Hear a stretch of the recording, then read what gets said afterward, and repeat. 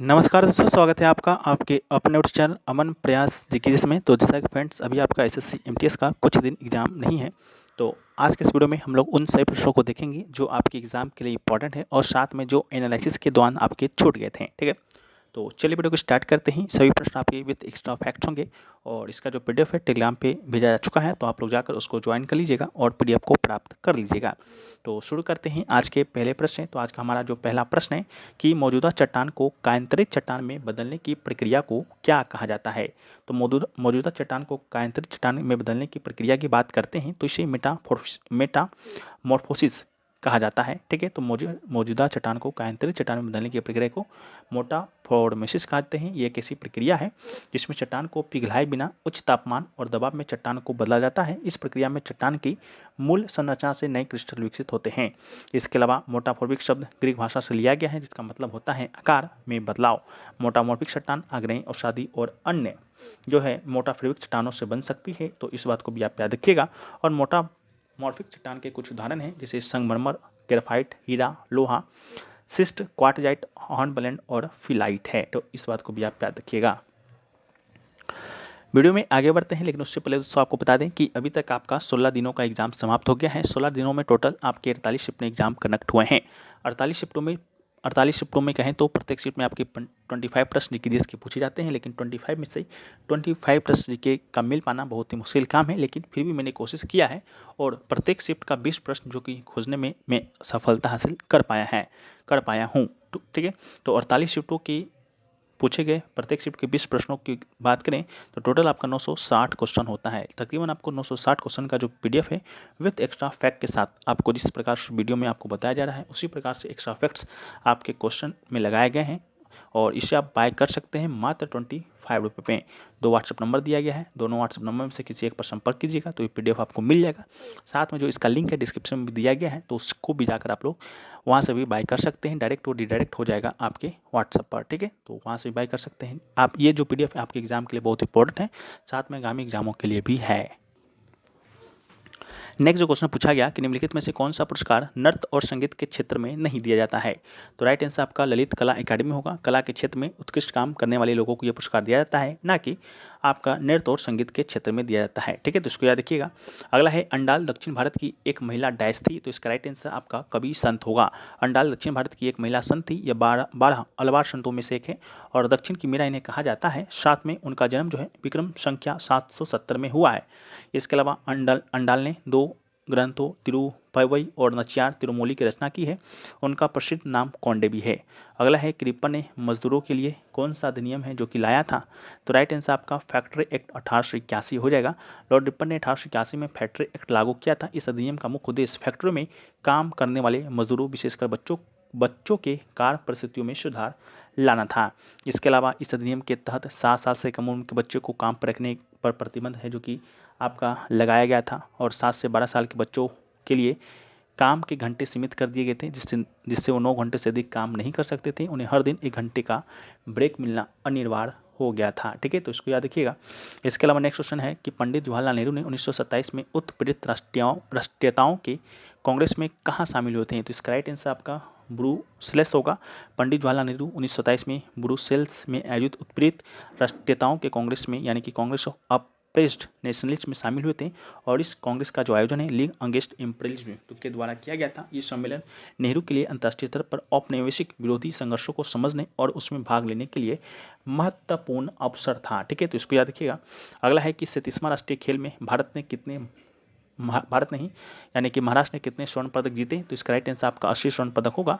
37वां राष्ट्रीय खेल आपका गोवा में आयोजित हुआ था। महाराष्ट्र ने 80 पदक जीते हैं और इस टूर्नामेंट में महाराष्ट्र ने टोटल 228 पदक अपने नाम किया था और समग्र चैंपियनशिप का खिताब भी अपने नाम किया था और इन्हें राजा भलीन सिंह ट्रॉफी से भी नवाजा गया था। ये पहली बार था कि 1994 के बाद महाराष्ट्र पदक तालिका पर शीर्ष पर रहा। इसके अलावा सर्विसेज स्पोर्ट्स कंट्रोल बोर्ड यानी कि एसएसबी ने 126 पदक अपने नाम किए, 66 स्वर्ण, 27 रजत और 33 कांस्य।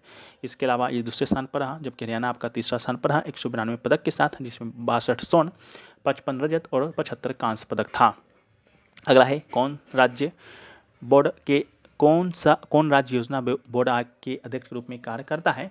तो इसका जो राइट आंसर होगा वो आपका मुख्यमंत्री हो जाएगा। मुख्यमंत्री राज्य के योजना बोर्ड के अध्यक्ष के रूप में कार्य करते हैं। 1962 में योजना आयोग ने प्रत्येक राज्य में योजना बोर्ड की स्थापना की अनुशंसा भी की है। अगला है, हड़प्पा सभ्यता में स्नानागार की ईंटों को आपस में जोड़ने के लिए क्या प्रयोग होता था? तो 4 ऑप्शन दिए गए थे, जिप्सम, मिट्टी का घड़ा, चूने का घड़ा और उपयुक्त सभी। तो इसका राइट आंसर आपका जिप्सम था। ठीक है, नेक्स्ट क्वेश्चन जो है कि लोन फॉक्सिंग डांसिंग के लेखक कौन है? तो इसका राइट आंसर आपका रस्किन बॉन्ड था। Lone fox dancing Ruskin Bond की जो है आपका आत्मकथा का ही नाम है। और इस किताब ने शिमला में अपने बोर्डिंग स्कूल के दिनों, देहरादून की सर्दियों की छुट्टी और इंग्लैंड में बिताए गए 4 सालों का वर्णन किया है। इसके अलावा उन्होंने इंग्लैंड में अपने अकेलापन के बारे में भी मार्मिक रूप से लिखा है। इनके द्वारा भी और कुछ किताब लिखा गया, जैसे road to Mussoorie, Delhi is not for, looking for the rainbow और falling in love again. Next question है कि तीजनबाई किस प्रदर्शन कला से जुड़ी हुई हैं? तो इसका राइट आंसर आपका पांडवानी होगा। पांडवानी छत्तीसगढ़ की एक पारंपरिक प्रदर्शन कला है, जिसमें वो संगीत सहायक वस्तुओं के साथ महाभारत के किस्से जो हैं सुनाती है। इसके अलावा उन्हें भारत सरकार के द्वारा 1987 में पद्मश्री, 2003 में आपका पद्म भूषण और 2019 में पद्म विभूषण से भी सम्मानित किया गया। उन्होंने 1985 में संगीत नाटक अकादमी, भारत के राष्ट्रीय संगीत अकादमी, राष्ट्रीय नृत्य और नाटक के द्वारा दिए गए संगीत नाटक अकादमी पुरस्कार भी जीते हैं। पांडवानी का शाब्दिक अर्थ महाभारत में पौराणिक भाइयों पांडवों की कहानियां से संबंधित है। ठीक है, तो ये क्वेश्चन आपसे पूछा गया।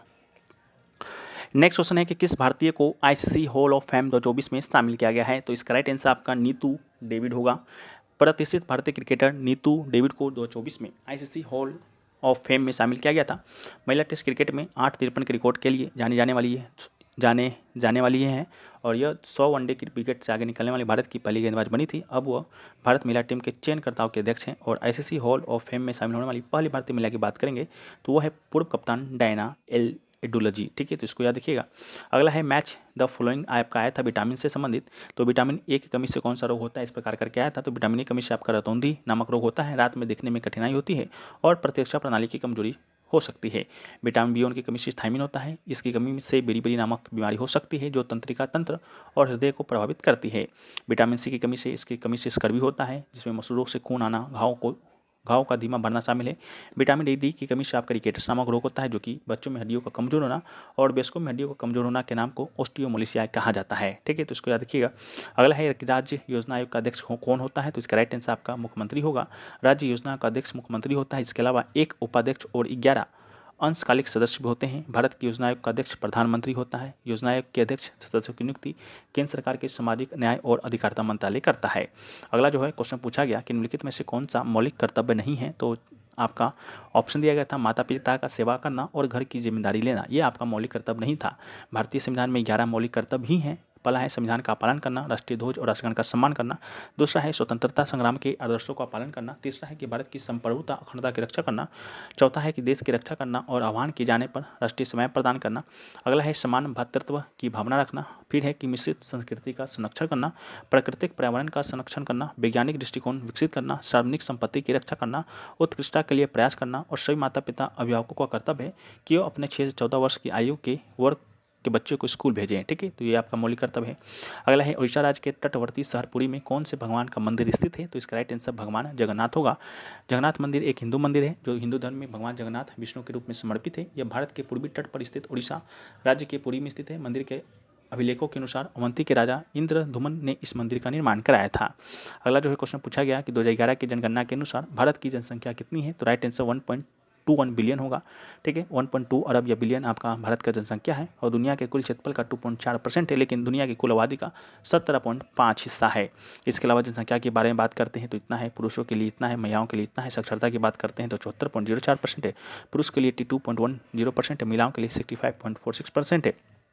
जनसंख्या घनत्व आपका 382 प्रति वर्ग किलोमीटर है। लिंगानुपात 943 महिला है, बाल लिंगानुपात 919 महिला है। ठीक है, तो इसको याद रखिएगा। अगला है कि 2011 की जनगणना के मुताबिक किस राज्य में सबसे ज़्यादा बाल लिंगानुपात है? तो इसका राइट आंसर आपका अरुणाचल प्रदेश होगा। वहाँ का लिंगानुपात आपका 972 है, जबकि हरियाणा में सबसे कम बाल लिंगानुपात है आपका 834 प्रति 1000 पुरुष हैं। इसके अलावा 2011 की जनगणना में भारत का लिंगानुपात 927 था, जो 2011 की जनगणना में घटकर 919 हो गया। बाल लिंग अनुपात को 0 से 6 वर्ष की आयु वर्ग में प्रति 1000 पुरुष पर महिलाओं की संख्या के रूप में परिभाषित किया जाता है। ये तो इसको भी याद रखिएगा।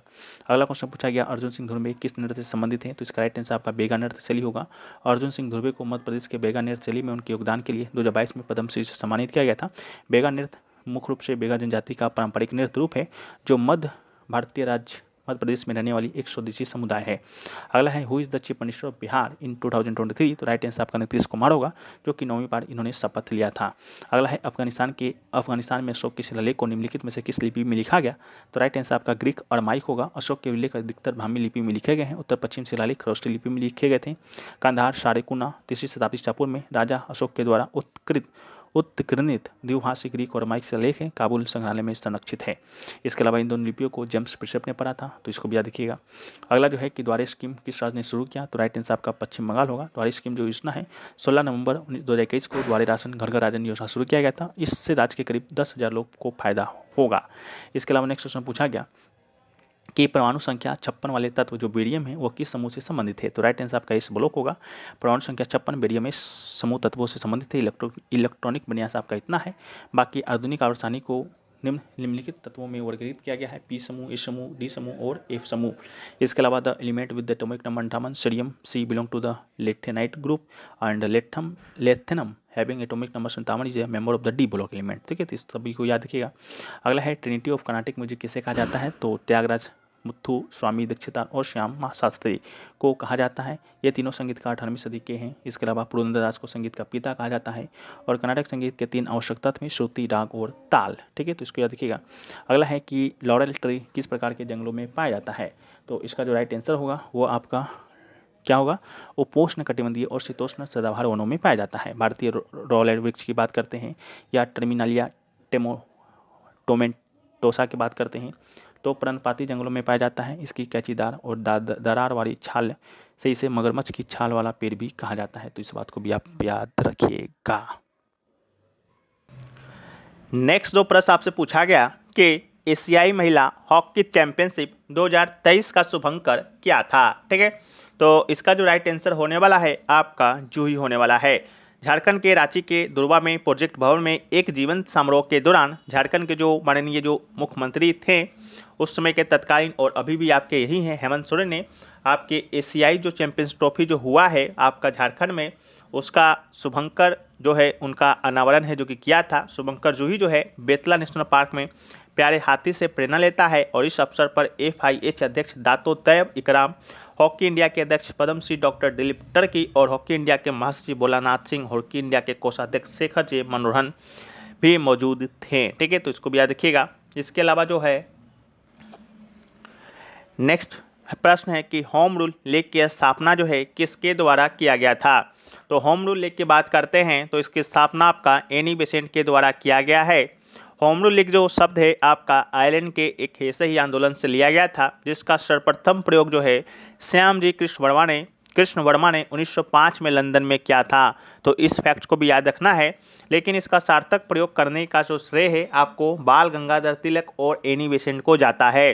भारत में 2 होम रूल लीगों की स्थापना हुआ था जिसमें से एक की स्थापना बाल गंगाधर तिलक ने अप्रैल 1916 में पूना में किया था और दूसरी की स्थापना एनी बेसेंट ने सितंबर 2016 में मद्रास में किया था। ठीक है, तो इस बात को याद रखिएगा। अगला है कि सांची स्तूप की जो खोज है डैश ने 1818 में किया। तो इसका राइट आंसर आपका सर हेनरी टेलर हो जाएगा। सांची स्तूप अशोक के द्वारा निर्मित एक बौद्ध परिसर है और इसका जो खोज है 1818 में सर हेनरी टेलर के द्वारा किया गया था और 1919 में सर जॉन मार्शल के द्वारा एक पुरातात्विक संग्रहालय की स्थापना किया गया।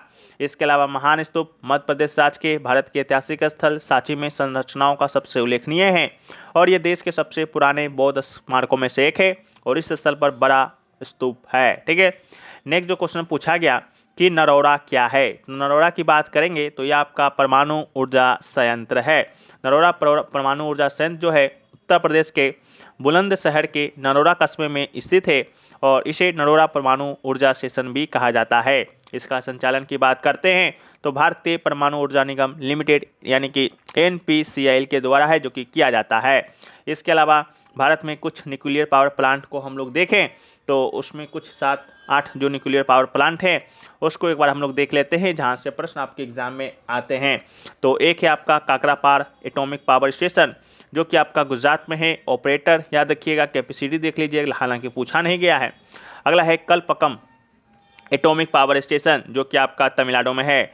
इसका स्थापना वर्ष भी याद रखिएगा, 1993 में ककरापाकर का, 1984 में कलपक्कम का, 1991 में आपका नरोरा एटॉमिक पावर स्टेशन का स्थापना होता है। ये आपका उत्तर प्रदेश में है। इसके अलावा कईगा न्यूक्लियर पावर प्लांट की बात करेंगे तो ये आपका कर्नाटक में। राजस्थान एटॉमिक पावर प्लांट की बात करते हैं तो राजस्थान में। तारापुर एटॉमिक पावर स्टेशन की बात करते हैं तो महाराष्ट्र में। और तारापुरी पहला आपका न्यूक्लियर पावर प्लांट था भारत का। इसके अलावा कुंडकलम न्यूक्लियर पावर प्लांट की बात करते हैं तो ये आपका तमिलनाडु में है।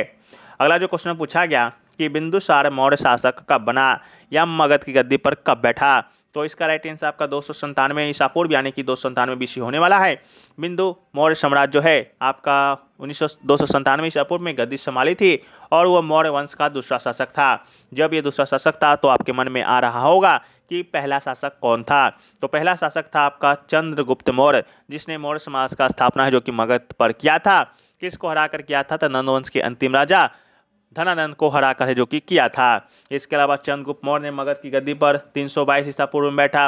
अशोक की बात करेंगे तो अशोक जो है आपका मौर्य राजवंश का तीसरा शासक था, या कहें तो बिंदुसार का यह बेटा था और इसने 269 ईसा पूर्व में गद्दी पर बैठा था। इसके अलावा बिंदुसार की बात करते हैं तो प्रारंभ में ब्राह्मण धर्म का अनुयायी था, बाद में उसने बौद्ध धर्म को स्वीकार कर लिया था। अगला क्वेश्चन पूछा गया कि भारत के मुख्य सूचना आयुक्त कौन है, तो भारत के मुख्य सूचना आयुक्त की जब हम लोग बात करते हैं तो भारत के मुख्य सूचना आयुक्त आपके हैं हीरालाल समरिया। हीरालाल समरिया की बात करते हैं तो वर्तमान में भारत के मुख्य सूचना आयुक्त हैं और उन्होंने 6 नवंबर 2023 को जो है आपका इस पद पर जो कि शपथ लिया था। ठीक है, तो ये चीज़ है।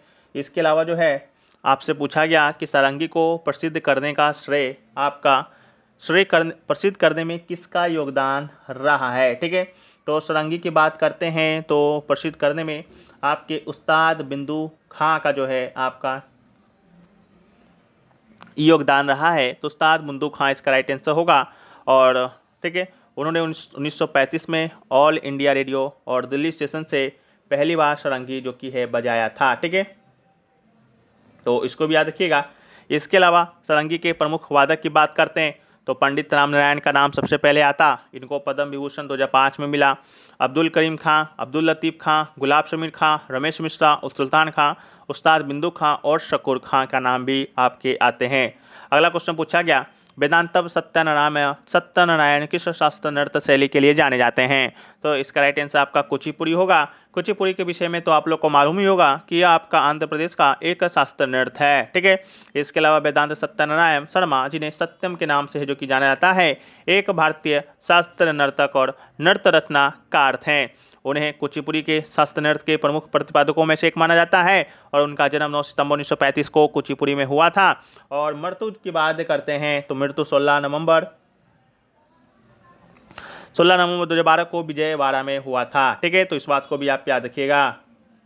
इसके अलावा जो नेक्स्ट क्वेश्चन पूछा गया कि बॉलीवुड फिल्म जो है आपका दामनी में किस अभिनेत्री ने अभिनय किया था, तो बॉलीवुड फिल्म दामनी की जब हम लोग बात करते हैं तो उसमें मीनाक्षी से सादरे ने है जो कि अभिनय किया है। तो दामनी 1993 में भारतीय हिंदी भाषा की अपराध ड्रामा फिल्म है जिसका निर्देशन सहलेखन राजकुमार संतोषी ने किया। इसमें मीनाक्षी सेदाद्री ने ऋषि कपूर, सनी देओल और अमरीश पुरी के साथ जो है कि मुख्य भूमिका निभाई थे। अगला क्वेश्चन पूछा गया कि भारत के संविधान का कौन सा भाग जो है संघ और राज्यों के बीच संबंधों से संबंधित है, तो इसका राइट आंसर आपका भाग 11 होने वाला है। भारत के संविधान का भाग 11 संघ और राज्य के बीच संबंधों से संबंधित है और संविधान केंद्र और राज्यों के बीच विधायी विषयों के 3 गुना वितरण का प्रावधान करता है, जिसमें से सूची 1 जो है संघ सूची से संबंधित है, सूची 2 राज्य सूची से, सूची 3 जो है समवर्ती सूची के संदर्भ में है। इसके अलावा संघ और राज्यों के बीच शक्तियों का विभाजन का प्रावधान किया गया है। वर्तमान में संघ सूची की बात करते हैं तो इसमें 100 विषय है, मूल रूप से 97 हुआ करता था। राज्य सूची की बात करते हैं तो इसमें 61 विषय है, मूल रूप से आपका 66 हुआ करता था। समवर्ती सूची की बात करते हैं तो वर्तमान में 52 विषय है, मूल रूप से आपका 47 विषय हुआ करता था। ये जो विषय पर कानून बनाने का अधिकार है, अगर संघ सूची में वो विषय है तो संसद को है, राज्य सूची में है तो राज्य को है, और समवर्ती सूची में है तो कोई भी कानून बना सकता है।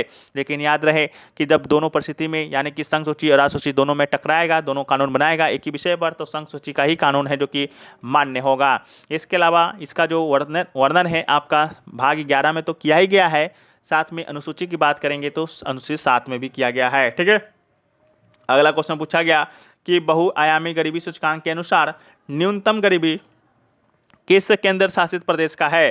तो इसका राइट आंसर आपका पुडुचेरी होने वाला है। जो बहुआयामी गरीबी सूचकांक जो है MPI, ये आपका नीति आयोग के द्वारा जो है जारी किया जाता है, और उसके मुताबिक गरीबी की दर सबसे कम वाले केंद्र शासित प्रदेशों में पुडुचेरी, लक्षद्वीप, गोवा और सिक्किम का नाम आता है। वहीं बिहार, झारखंड, उत्तर प्रदेश भारत के सबसे गरीब राज्यों में शामिल है। अगला क्वेश्चन पूछा गया कि सूक्ष्म वित्त संस्थान नहीं है। 4 ऑप्शन दिए गए थे, सूक्ष्म बीमा, ऋण, बचत और जमा, जिसमें से राइट आंसर था आपका ऑप्शन नंबर ए, सूक्ष्म बीमा।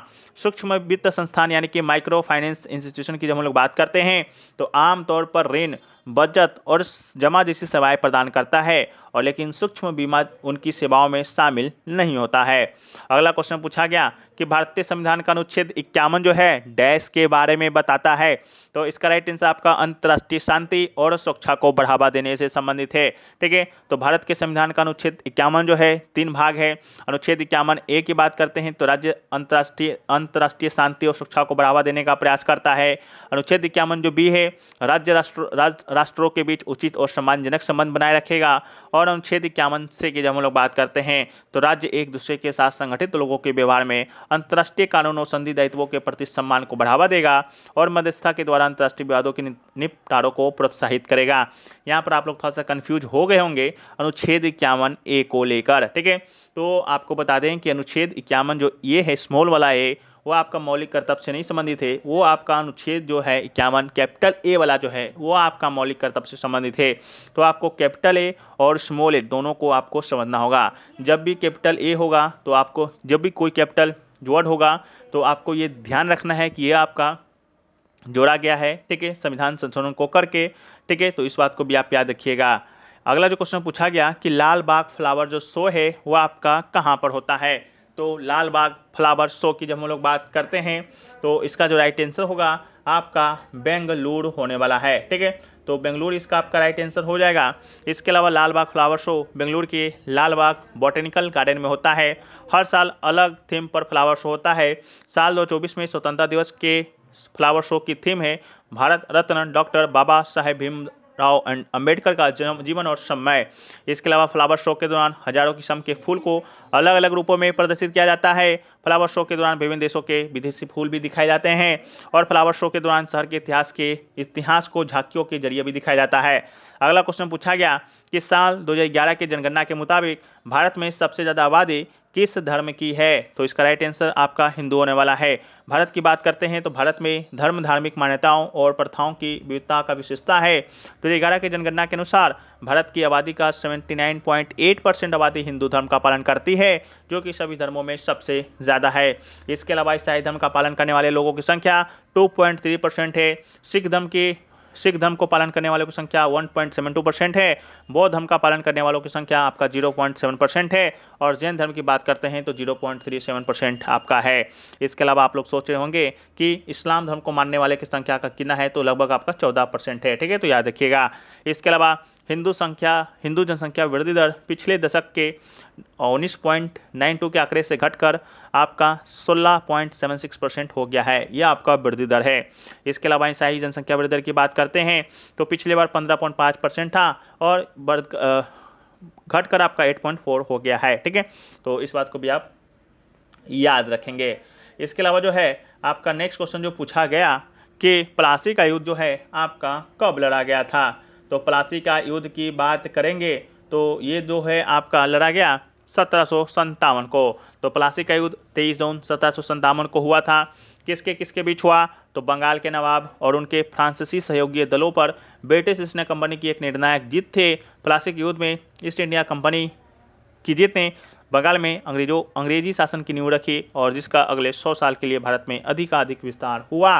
अगला क्वेश्चन पूछा गया कि थियोसॉफिकल सोसाइटी का मुख्यालय भारत में कहाँ स्थापित किया गया था? तो थियोसॉफिकल सोसाइटी की जब हम लोग बात करते हैं तो इसका स्थापना जो है या ये मुख्यालय की बात करते हैं तो भारत में आपका अड्यार जो है चेन्नई में पड़ता है, वहाँ पर आपका स्थापित किया गया था। तो अड्यार भारत में स्थापित थियोसॉफिकल सोसाइटी का मुख्यालय था और थियोसॉफिकल सोसाइटी की स्थापना 1875 में न्यूयॉर्क में मैडम HP ब्लावत्स्की और कर्नल एलकॉट ने किया। इसके अलावा 1882 में इस सोसाइटी का मुख्यालय भारत में मद्रास, जो कि वर्तमान चेन्नई के पास उद्यान में स्थित था, और इस आंदोलन में को भारत में निवेशन के द्वारा लोकप्रिय बनाया गया था।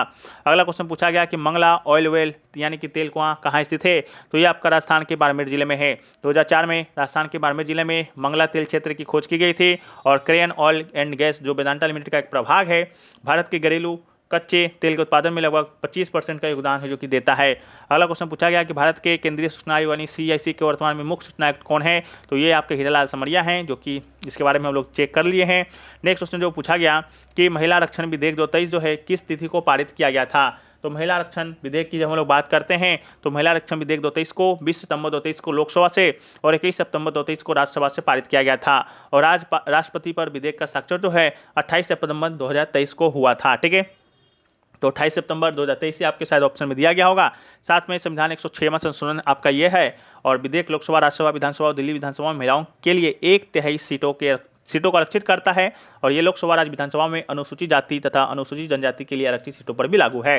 अगला क्वेश्चन पूछा गया कि टस्क सेल किसका सामान्य नाम है, तो इसका राइट आंसर आपका डेंटालियम होगा।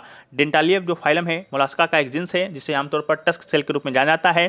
सामान्य नाम इस मोलास्का के दांत या तस्क के आकार के रूप में निर्धारित है, जैसा कि छवि में देखा गया है। गोले शंक्वाकार होते हैं और एक समतल तरीके से घुमावदार होते हैं और आमतौर पर सफ़ेद रंग के होते हैं। इसके अलावा जो है इन विशेषताओं के कारण खोल कुछ हद तक एक छोटे हाथी के दांत जैसा दिखता है और वे दोनों सिरों पर खोखले खुले होते हैं। बड़े सिरों पर खुलने वाला भाग खोल का मुख्य भाग या अग्रछिद होता है। डेंटालियम प्रजाति का मेंटल पूरी तरह से खोल के भीतर है और पैर खोल के बड़े सिरों से फैलता है और सबस्ट्रेट के माध्यम से खोदने के लिए उपयोग किया जाता है। ठीक है, तो बढ़ते हैं हम लोग नेक्स्ट प्रश्न की ओर। तो हमारा जो नेक्स्ट जो प्रश्न है वो पूछा गया कि बहमनी साम्राज्य के समकालीन 1347 में दिल्ली में किसका शासन था, तो इसका राइट आंसर आपका मोहम्मद बिन तुगलक होगा। 1347 में जब आपका बहमनी साम्राज्य या बहमनी सल्तनत का स्थापना हुआ था तो उस समय दिल्ली सल्तनत पर तुगलक वंश का शासन था और तुगलक वंश में भी आपका मोहम्मद बिन तुगलक का था। बहमनी सल्तनत की स्थापना 3 अगस्त 1347 को अलाउद्दीन बहमन शाह के द्वारा किया गया था। अलाउद्दीन बहमन शाह को हसन गंगू के नाम से भी जाना जाता है और हसन गंगू मोहम्मद बिन तुगलक के अधीन कमांडर और राज्यपाल नियुक्त हुआ था। इसके अलावा बहमनी समाज की राजधानी की बात करेंगे तो 1347 से लेकर 1425 तक अहसानाबाद यानी कि गुलबर्गा जो कि वर्तमान में है वहाँ थी। इसके अलावा 1528 में बहमनी समाज का विघटन होता चला गया और विघटन के बाद आपका 5 राज्य का उदय हुआ। ये भी प्रश्न आपके एग्जाम में पूछा जाता है कि कितने राज्यों का जो है जो कि उदय आपका हुआ है, तो 5 राज्यों का। वो 5 राज्य कौन कौन से हैं, तो गोलकोंडा, बीजापुर, बीदर और बरार और अहमदनगर है। ठीक है, तो इनको भी याद रखिएगा। अगला क्वेश्चन पूछा गया कि निम्नलिखित में से कौन सी नदी पुडुचेरी केंद्र शासित प्रदेश में स्थित है, तो पुडुचेरी की बात करते हैं तो शंकरपर्णी नदी के किनारे बसा हुआ है। शंकरपर्णी नदी को वरा नदी या गिंगी नदी के नाम से भी है जो कि जाना जाता है और यह नदी तमिलनाडु और पुडुचेरी केंद्र शासित प्रदेश में बहती है। इसके अलावा पुडुचेरी में बहने वाली कुछ नदियों की बात करेंगे तो पेन्नार, कावेरी जिसे कावेरी कराईकल में बहती है, गोदावरी और कोरियंगा यानम में और माहे नदी भी है। ठीक है, तो इसको याद रखिएगा। नेक्स्ट आपसे पूछा गया कि 2011 की जनगणना के अनुसार किस केंद्र शासित प्रदेश का लिंगानुपात सबसे अधिक है, तो इसका राइट आंसर आपका पुडुचेरी होगा। पुडुचेरी की लिंगानुपात की बात करते हैं तो सबसे उच्चतम है केंद्र शासित प्रदेशों में। कितना है, तो 1000 पुरुष पर 1037 महिला हैं। ठीक है, लिंगानुपात को संदर्भित भी इसी वे में करते हैं कि 1000 पुरुष पर आपके उस राज्य में, उस केंद्र शासित प्रदेश में कितनी महिलाएं हैं। ठीक है, तो पुडुचेरी में 1000 पुरुष पर 1037 महिलाएं हैं। ठीक है, तो इसका राइट आंसर होगा। इसके अलावा भारत में लिंगानुपात की बात करते हैं तो 943 है, यानी कि 1000 पुरुष पर 943 भारत में महिलाएं हैं। इसके अलावा शीर्ष 5 राज्य और केंद्र शासित प्रदेश को देखें जो कि लिंगानुपात में सबसे ज़्यादा है। यहाँ पर 37 होगा। ठीक है, तो यहाँ पर आप लोग सुधार कर लीजिएगा। यहाँ पर आपका कितना होने वाला है, 37 होगा। ठीक है, तो पहला पे आपका केरल है। राज्यों में बात करते हैं तो केरल है, राज्यों या केंद्रशासित प्रदेशों में भी केरल ही टॉप पर है। शायद आपसे ये भी प्रश्न आज बना था कि किस राज्य में लिंगानुपात सबसे ज़्यादा है, तो केरल में ही होगा। ठीक है, यहाँ पर हम लोग डिस्कस कर लिए अगर पूछा गया होगा तो। इसके अलावा पुडुचेरी है, फिर आपका थर्ड पे तमिलनाडु है, आंध्र प्रदेश है और आपका छत्तीसगढ़ है। सबसे कम लिंगानुपात वाले 5 केंद्र शासित प्रदेशों को देखें तो दमन दीव है, ये सिर्फ केंद्र शासित प्रदेश है। दादरा नगर हवेली है, चंडीगढ़ है, दिल्ली का एनसीटी और अंडमान और निकोबार द्वीप समूह है। ठीक है, तो ये भी है। अगला जो क्वेश्चन पूछा गया कि कुचिपुड़ी नृत्य के लिए 2022 में साहित्य अकादमी पुरस्कार से किसे सम्मानित किया गया था। ठीक है, तो साहित्य अकादमी पुरस्कार के बारे में तो हमें कोई जानकारी नहीं मिला है, लेकिन संगीत नाटक अकादमी फेलोशिप के बारे में जानकारी हमें मिला है कि 2022 में कुचिपुड़ी नृत्य के लिए युगल राजा और राधा रेड्डी को सम्मानित किया गया था। बाकी आप लोग हमें कमेंट सेक्शन में बताइएगा कि यही नाम दिया गया था या कोई और नाम था। ठीक है, तो संगीत नाटक अकादमी की बात करते हैं तो भारत की राष्ट्रीय संगीत नृत्य नाटक अकादमी है। ये पुरस्कार कला के क्षेत्र में उत्कृष्ट और योगदान को मान्यता देता है। अगला है 1856 में विधवा पुनः विवाह अधिनियम किसने लाया था। तो इसका राइट आंसर आपका लॉर्ड डलहौजी होगा। शायद आपसे पूछा गया था कि विधवा पुनः विवाह अधिनियम जो कि लॉर्ड डलहौजी के द्वारा लाया गया था किसके प्रयासों से, तो आपका ईश्वर चंद्र विद्यासागर के प्रयासों से। ठीक है, तो ईश्वर चंद्र विद्यासागर ने चुनौती ली और 7 दिसंबर 1856 को कोलकाता में पहली विधवा पुनः विवाह अपने दम पर करवाया था। इसके अलावा विद्यासागर ने बाल विवाह के खिलाफ जोरदार लड़ाई लड़ी, महिलाओं की शिक्षा के अधिकार का बचाव किया। इसके अलावा हिंदू विधवा पुनः विवाह अधिनियम 1856 का मसौदा लॉर्ड डलहौजी के द्वारा तैयार किया गया था और लॉर्ड कैनिंग के द्वारा पारित किया गया था। इसके अलावा इस विधवा पुनः विवाह अधिनियम 1856 के कार्यान्वयन के समय लॉर्ड कैनिंग भारत के गवर्नर जनरल थे। इसके अलावा इस कानून से पहले सती प्रथा को भी लॉर्ड विलियम बेंटिंक ने 1829 में समाप्त कर दिया था। ये भी पूछ सकता है किसके प्रयासों से सती प्रथा का अंत हुआ, तो राजा राम मोहन राय जी के प्रयासों से। अगला क्वेश्चन पूछा गया कि डॉक्टर मंगलमपल्ली बाल मुरली कृष्णन को पद्म भूषण किस वर्ष दिया गया। तो इसका राइट आंसर आपका 1991 में होगा। इसके अलावा इन्होंने स्विट्जरलैंड में प्रदर्शन कला और अनुसंधान अकादमी की स्थापना की। उन्हें 1978 में मद्रास संगीत अकादमी के संगीत कला निधि से भी सम्मानित किया गया था। अगला क्वेश्चन पूछा गया राज्य विधानमंडल के निचले सदन को क्या कहा जाता है। इसका राइट आंसर आपका विधानसभा होगा। राज्य विधानमंडल के निचले सदन को राज्य विधानसभा या राज्य विधानसभा के रूप में जाना जाता है। जिस प्रकार केंद्र में आपका संसद होता है, ठीक है, संसद जो है आपका किससे किससे मिलकर बनता है, इस बात को ध्यान रखिएगा। संसद मिलकर बनता है पहले तो आपका राष्ट्रपति से, इसके अलावा दूसरा जो है आपका लोकसभा और तीसरा जो है आपका राज्यसभा। ठीक है, इन 3 लोगों से मिलकर आपका संसद का निर्माण होता है।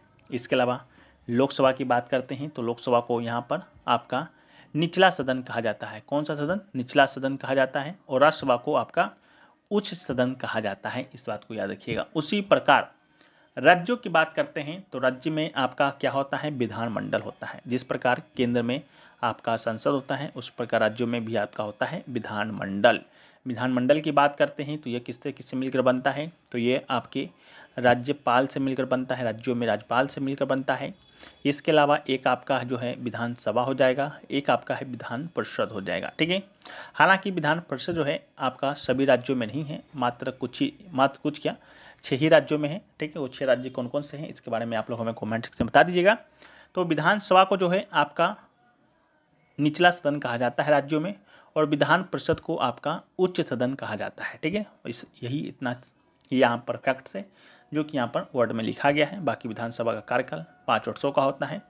ठीक है, तो इसको भी आप याद रखिएगा। इसके अलावा और कुछ यहाँ पर है नहीं। बाकी जो है आपका राज्यसभा की बात करते हैं तो स्थायी निकाय है जिसके 1/3 सदस्य हर 2 साल में सेवानिवृत्त होता है। और उसी प्रकार आपका विधान परिषद जो होगा वो आपका स्थायी निकाय होगा जो कि 1/3 सदस्य 2 साल में सेवानिवृत्त होते हैं। ठीक है, अगला है कि जॉनविल मेला भारत का एकमात्र मेला है जहां अभी भी वस्तु विनिमय प्रणाली का उपयोग किया जाता है। वह किस राज्य में लगता है? तो इसका राइट आंसर आपका असम होगा। जॉनविल मेला आमतौर पर असम के मोरीगांव जिले के दयांग बेलगुड़ी में माघ बिहू फसल उत्सव के बाद होता है। जॉनविल झील जो मेले को अपना नाम देती है, जॉन चंद्रमा है और बिल एक झील है, और मेले के दौरान सामुदायिक मछली पकड़ने का गवाह है। जोनबिल मेला का आयोजन किस समुदाय के द्वारा किया जाता? तो तीवा समुदाय, जिसमें राज्य के मोरी गांव और कार्बी आंगलोंग जिलों के अंदरूनी इलाकों के साथ साथ मेघालय के कुछ सीमावर्ती गांवों के तीवा, कार्बी, खासी और जैंतिया समुदाय के प्रतिभागी शामिल होते हैं। इसके अलावा जोनबिल मेला गोभा साम्राज्य के संरक्षण में आयोजित किया जाता है। अगला है कि विच इज इनकरेक्ट रिगार्डिंग स्वर्ण सिंह समिति। ठीक है, तो आपसे इनकरेक्ट स्टेटमेंट जो दिया गया था 9 ड्यूटी सजेस्टेड। ठीक है, तो इन्होंने 9 ड्यूटी फंडामेंटल ड्यूटी सजेस्ट नहीं किया था, इन्होंने ओरिजिनली 8 फंडामेंटल ड्यूटी को सजेस्ट किया था। यही आपका कथन गलत था। ठीक है, बाकी मौलिक कर्तव्य की बात करते हैं तो स्वर्ण सिंह समिति से संबंधित है और 11 मौलिक कर्तव्य उस समय जोड़ा गया था इनके सिफारिश पर। हालांकि इन्होंने 8 ही जोड़े जाने का सुझाव दिया था अनुच्छेद 51 में।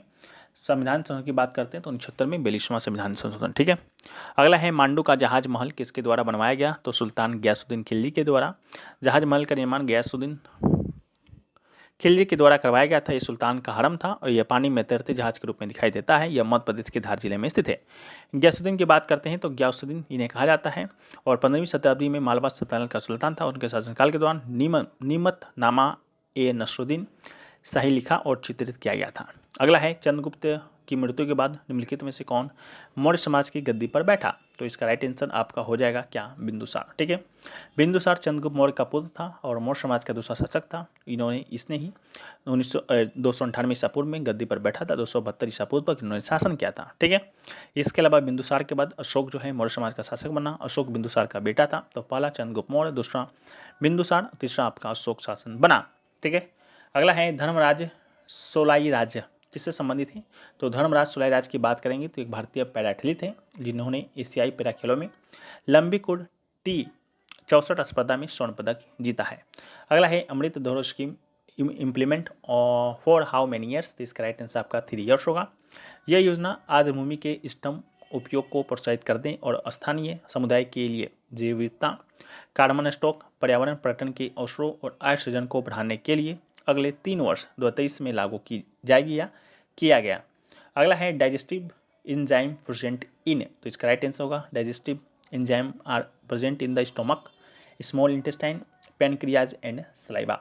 अगला है कि वर्ष 1854 में भारत की पहली कपास मिल की स्थापना कताई मिल के रूप में जो है किसके द्वारा किया गया था? ठीक है, तो इसका जो राइट किसके द्वारा नहीं कहाँ किया गया था ये क्वेश्चन पूछा गया। तो इसका राइट आंसर आपका क्या होगा? बॉम्बे होगा।